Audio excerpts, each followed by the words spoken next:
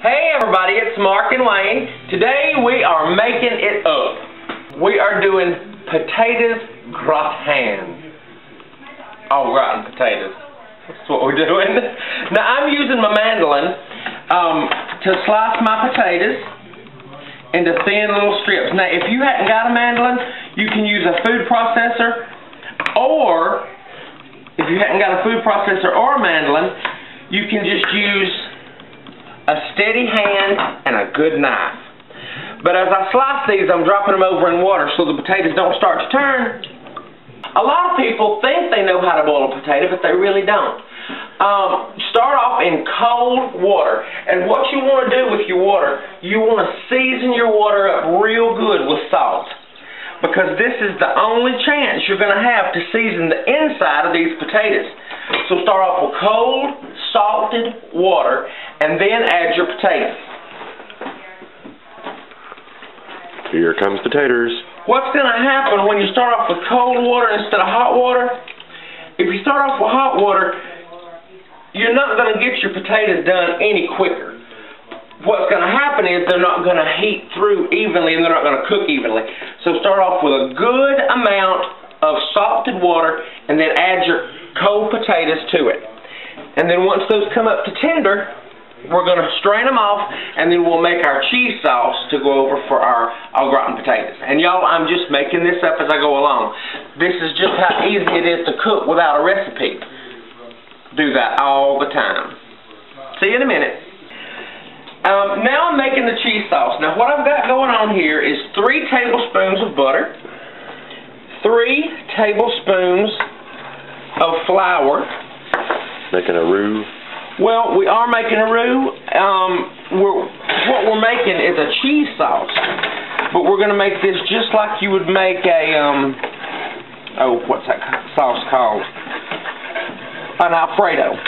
We're starting out just like you do an Alfredo sauce. 3 tablespoons of butter, 3 tablespoons of flour. Now we're going to cook this till that floury taste comes out of that flour, which won't take long. You'll smell it when you go to doing this. You'll smell it, and it'll smell really nutty. That way you know you've got the flour cooked off enough. So what I'm going to do now, and y'all notice I'm not measuring nothing. I'm going to take and add about a cup of milk. About a cup of milk. Then I'm going to add about a cup of chicken stock. Stock in a box. Stock in a box. Now, this is going to sit here and it's going to thicken up. Once it comes to a boil, once it starts to bubble, it'll start to thicken. And then we're going to thicken it even more.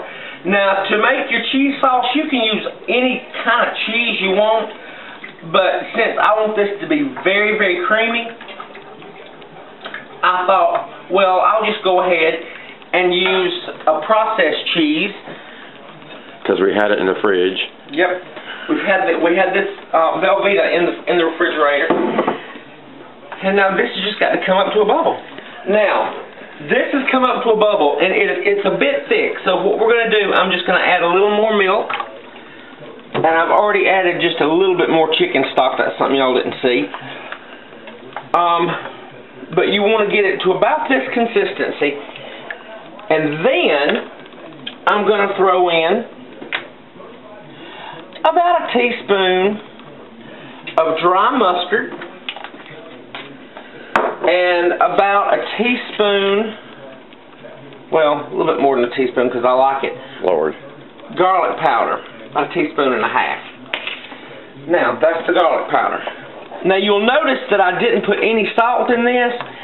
I didn't put any salt in it simply because of the cheese product. This Velveeta is salty enough.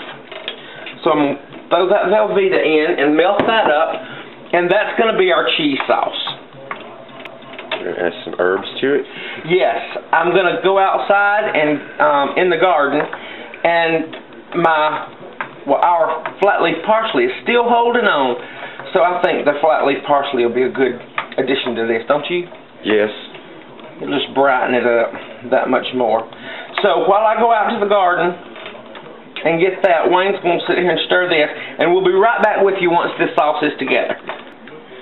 Mark just got back from getting our flat leaf parsley out of the garden, which will probably be the last of it because he said the freeze got it last night. But so now we're going to add a little less than half of this sour cream, and it is an 8 ounce, so about 3 ounces of sour cream. You got to have sour cream in gratin potatoes. Any potatoes. And we're going to stir that in. Now that sauce is almost ready, so I'm going to go over here and chop this parsley and throw that in, and then we'll start building our potatoes au gratin. Okay, everybody, everything has melted. Mark has chopped the flat leaf parsley, so we're just going to add some fresh ground black pepper. If you can get it out. It's coming. Yeah. And some flat leaf parsley. I don't need that knife. Just pick it up. That parsley, y'all, it did so good. In the spring, you have got to plant some flat leaf parsley in your garden. It absolutely takes off, don't it? It does.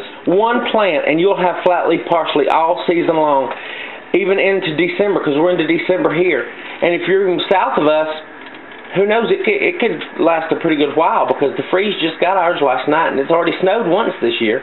What I'm going to do now is I'm going to start building our casserole. And what I want to do is I'm going to spray this casserole dish with a little nonstick spray. Just a little bit. Now, I'm going to take a ladle, and I'm going to ladle just a little bit of sauce down in the bottom. That's going to give our potatoes somewhere to go. Okay. And now, this hasn't got to be pretty, y'all. You're just going to layer these potatoes in. Oh, and they're falling apart. Gently, y'all. Okay, this is our finished casserole. We've got it layered, and what we're going to do now is we're going to stick it into a preheated 325-degree oven for about 30 minutes until it's bubbly, bubbly, bubbly. Then we'll take it out, let it sit for about 10 minutes, and then chow down.